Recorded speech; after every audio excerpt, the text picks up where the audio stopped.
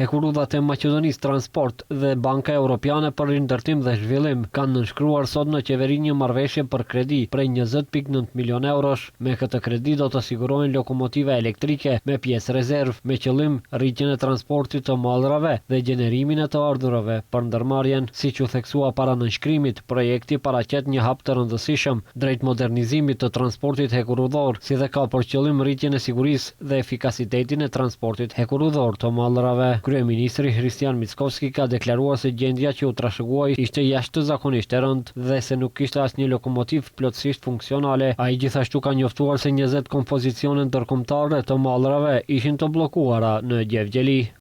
Situata filloi të ndryshojë nga korriku deri në shtator të vitit 2024 u vënë në funksion 5 lokomotiva, ndërsa deri në shkurt të vitit 2025 gjithsej 10 lokomotiva nga 46 ekzistuese.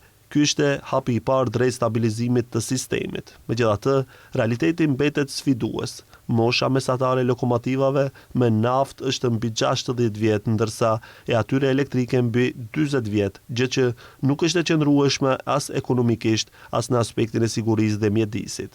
Qëllimi i kësaj blerje është i qartë, rritja e numrit të lokomotivave operative dhe rritja e kapacitetit për transport mallrash, por edhe forcimi i stabilitetit financiar. Ndërkaq, Ministri i Transportit dhe Lidhjeve Aleksandr Nikolovski ka deklaruar se kjo është veçanërisht e rëndësishme për korridorin 10, i cili pritet të shënojë rritje viteve të ardhshme, si dhe për korridorin 8, të cilin aktualisht po e zhvillojnë intensivisht përmes investimeve të rëndësishme në infrastrukturën hekurudhore.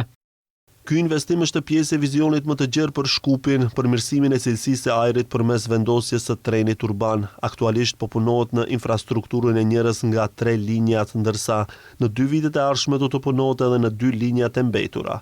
Kur i gjithë projekti të përfundojë, në ato linja do të qarkullojnë ekskluzivisht trena elektrik, me qëllim të qartë që të eliminohet plotësisht përdorimi i lokomotivave dhe trenave me naftë në kryeqytet dhe kontribuohet në përmirësimin e cilësisë së ajrit. Sipas qeverisë, me flotën e re prej 5 lokomotivash dhe 4 lokomotivave ekzistuese, do të disponojnë gjithsej 9 lokomotiva moderne, të cilat do të mund të mbulojnë plotësisht transportin e mallrave.